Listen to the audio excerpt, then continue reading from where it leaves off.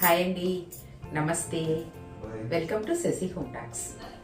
సంక్రాంతి వస్తుంది కదా, ఇంకా పిండి వంటలంతా స్టార్ట్ చేసుకుంటారండి అందరూ. నేను కూడా కొంచెం అరిసెలు చేద్దాము అనేసి మొదలు పెట్టాను. నేను ఎలా చేస్తాను అంటే ఒక చిన్న సింపుల్ ట్రిక్తో నేను అరిసెలు చేస్తానండి.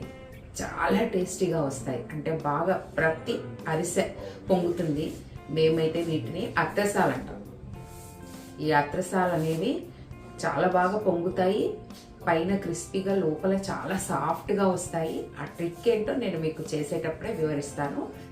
అత్రసాలకు కావాల్సింది మొదట బియ్యం కదండి, అంటే అరిసెలకి నేను ఈ గ్లాస్ కొలతతో వేసుకుంటున్నాను. ఫుల్లుగా వేశాను. అయితే నేను స్టోర్ బియ్యం, రేషన్ బియ్యం తీసుకున్నాను. సన్న బియ్యం దొరికింది, అంటే మా పన్నమ్మాయితో తెప్పించుకున్నాను అనమాట. ఇవి బాగున్నాయి, చూడ్డానికి బాగున్నాయి, పాత బియ్యంలాగా అనిపిస్తున్నాయి. ఏదైనా సరే స్టోర్ బియ్యంతో చేసుకుంటే చాలా బాగొస్తాయి అని చెప్తారు. కాస్త మనకు అవైలబుల్గా లేకపోతే కాస్త లావుగా ఉండే బియ్యాన్ని తీసుకోండి. వాటిని ఒక 4-5 సార్లు అయితే బాగా కడిగేసేయండి, అప్పుడు బియ్యం తెల్లగా వస్తాయి. అరిసెలకి కొత్త బియ్యం అయితే వాడొద్దండి, అంటే 2025కి పండింటాయి కదా, అవి మాత్రం వాడొద్దండి. కాస్త పాత బియ్యమే తీసుకోండి. షాప్లో కొనుక్కుంటే అడిగి తీసుకోండి. ఇప్పుడు నేను నీళ్లు వేడి పెట్టాను, బాగా మసలగాచాలి. ఈ నీళ్లతోనే మెయిన్ పని ఉందండి. స్టవ్ ఆఫ్ చేసి ఈ నీళ్ళని బియ్యంలో వేసుకోవాలి. కడిగిన బియ్యాన్ని నీళ్లు పోసి నానబెట్టడము అది మొదటి ప్రాసెస్ కదండి. నేను బాగా మసలగాగిన నీళ్ళల్లో బియ్యాన్ని నానబెడుతున్నాను. అయితే దీనికి కరెక్ట్గా 4 గంటలు నానబెట్టండి. చాలా చాలా అద్భుతాలే జరుగుతాయన్నమాట. మెయిన్ అజెండా ఏంటండి, మనకు బియ్యము నానాలి. బియ్యం నానాలి అంటే 15 గంటల, 12 గంటల, లేకపోతే 24 అవర్సా, ఇలా ఒక రోజంతానా, 2 రోజులంతానా ఇలా నానబెడుతూ ఉంటారు. అక్కర్లేదండి. అంటే నా ఎక్స్పీరియన్స్తో నేను చేసిన ఇదన్నమాట రెసిపీ ఇది. నేను ఎప్పుడు ఇలానే చేస్తాను.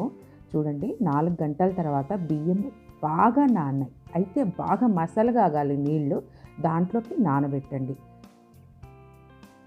ఈ రెసిపీ మీరు ఖచ్చితంగా చేసి తీరాల్సిందే అండి. మనకు అత్రసాలు, అరిసెలు అనేవి చాలా చాలా పర్ఫెక్ట్గా వస్తాయి. ఎప్పుడు రానంత మనకు నూనె గుంజకుండా, నూనె లాగకుండా అరిసెలు అనేవి భలే వస్తాయి, చాలా టేస్టీగాను ఉంటాయి. ఇప్పుడు ఈ నానిన బియ్యాన్ని ఒక బుట్టకి వేసాను అనమాట. చిల్లుల బుట్టలోకి ఇలా వేసుకోండి. నేనైతే ఇలా వెదురు బుట్టలోకి వేసాను. నీళ్ళన్నీ కింద కారిపోవాలి. అప్పుడు కాటన్ క్లాత్ మీద మనం బియ్యాన్ని ఆరవేసుకోవాలి. ఆరవేయటం అంటే ఎండలో ఆరవేయటం కానీ, ఫ్యాన్ కింద ఆరబెట్టడం కానీ చేయొద్దండి.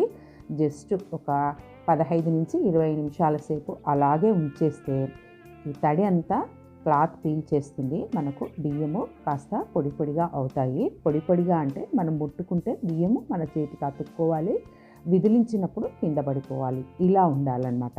కాస్త మనకు చేతికి తడి అనేది కనిపిస్తుంది, కానీ వాటర్ ఉండకూడదు, ఇలా ఉండాలి.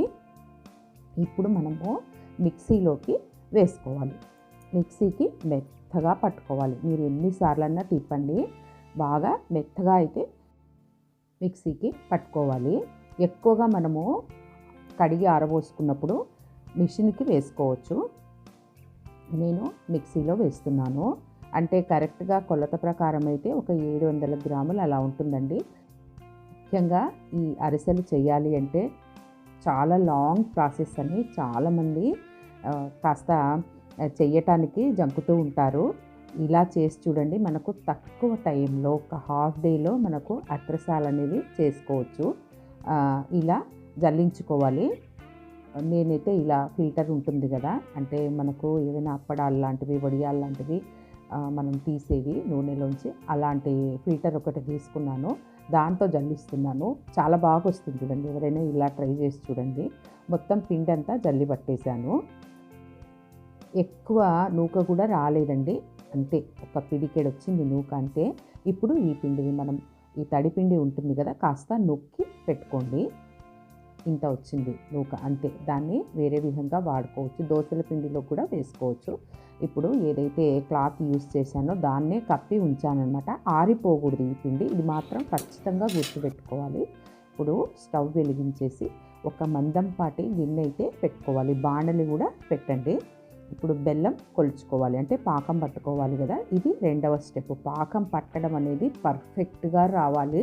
అటు ఇటు తిరగకుండా కాన్సన్ట్రేషన్తో పాకం పట్టుకోండి. ముక్కాలు భాగానికి బెల్లం తీసుకోవాలి. ఇది జిగురు బెల్లం. మనకు మార్కెట్లో బకెట్ బెల్లం అనేది దొరుకుతుంది కదా, అంటే గోపురాల్లాగా ఉంటాయి. ఆ బెల్లం తీసుకోండి. అది కొల్లాపూర్ బెల్లం అంటారు. చాలా బాగా వస్తుంది.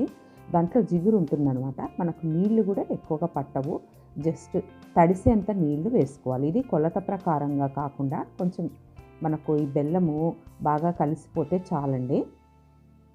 ఇప్పుడు ఈ గజ్జల పొంగు వరకు మనము హైలో పెట్టి బాగా కాచండి. పాకాన్ని బాగా వేడి చేయాలి. ఇలా వచ్చేదాన్ని మువ్వల్లాగా కనిపిస్తుంది కదా, మేము గజ్జల పొంగు అంటాము.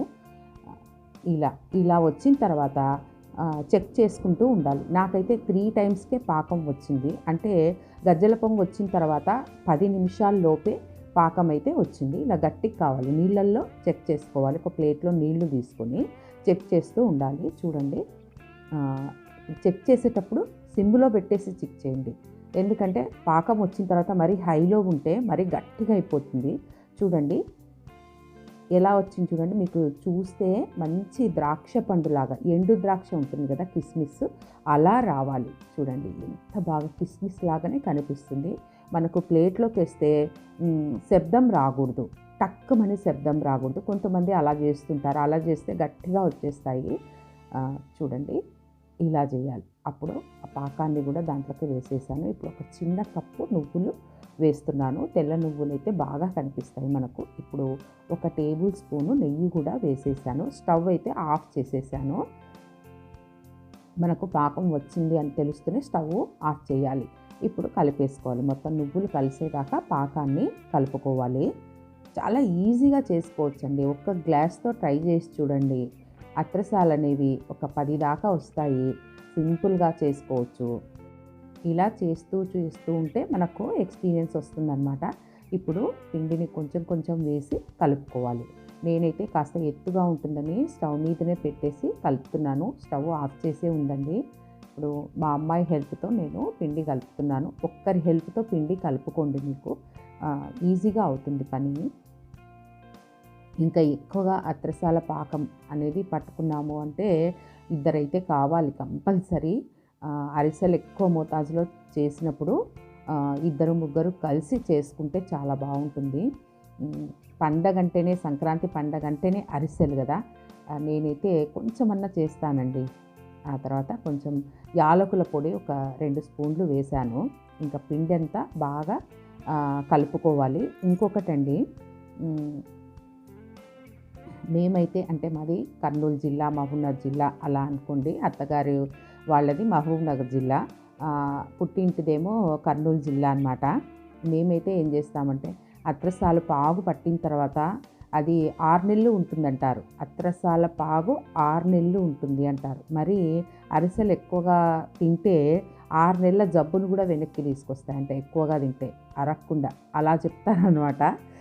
టేస్ట్ అయితే మహాద్భుతంగా ఉంటాయి కదా. దీన్ని నెయ్యిలో కూడా కాల్చుకోవచ్చండి. ఈ అరిసెలని మేమైతే అంటే రాయలసీమ వాళ్ళు అత్రసాలని పిలుస్తారు. చెన్నై వాళ్ళేమో అదిరసం అంటారు. హిందీ వాళ్ళేమో అరిస్ అంటారు. ఇలా రకరకాలుగా పిలుస్తూ ఉంటారు. భారతదేశం మొత్తంగా ఈ అరిసెలు అనేవి చేస్తూ ఉంటారు.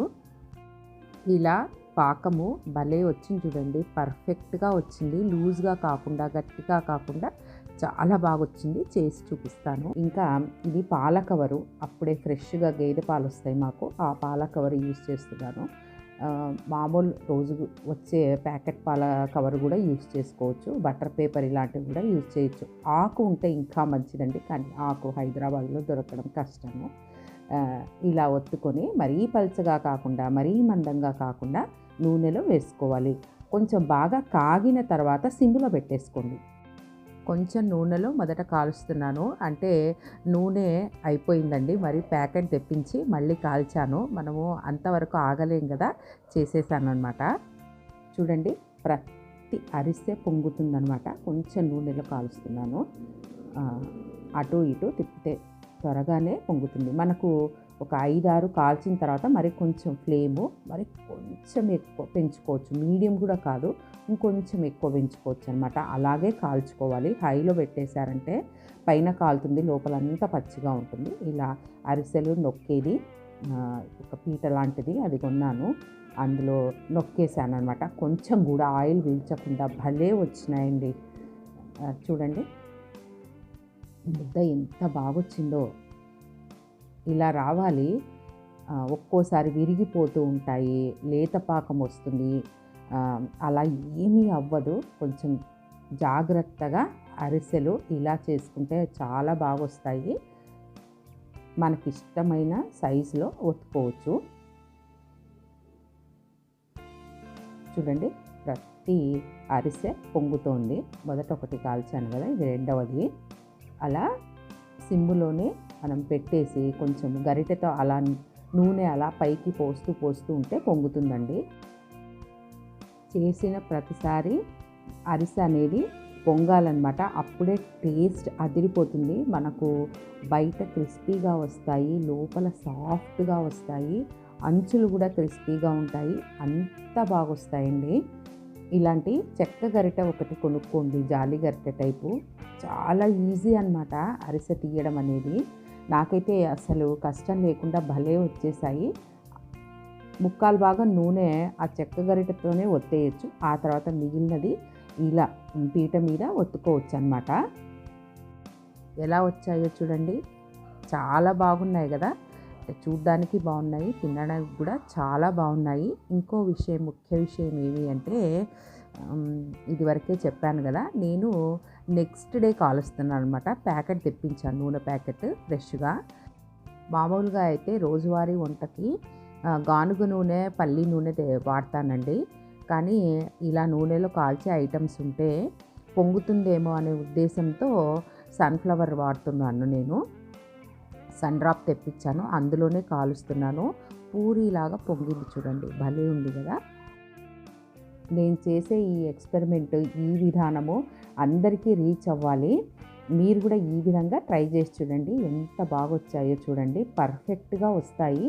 బయట క్రిస్పీగా, లోపల సాఫ్ట్గా. నేను చేసిన ఈ మెథడ్ మీకు నచ్చినట్లయితే లైక్ చేయండి, షేర్ చేయండి, సబ్స్క్రైబ్ చేసి బెల్ ఐకాన్ని క్లిక్ చేయండి. Thank you.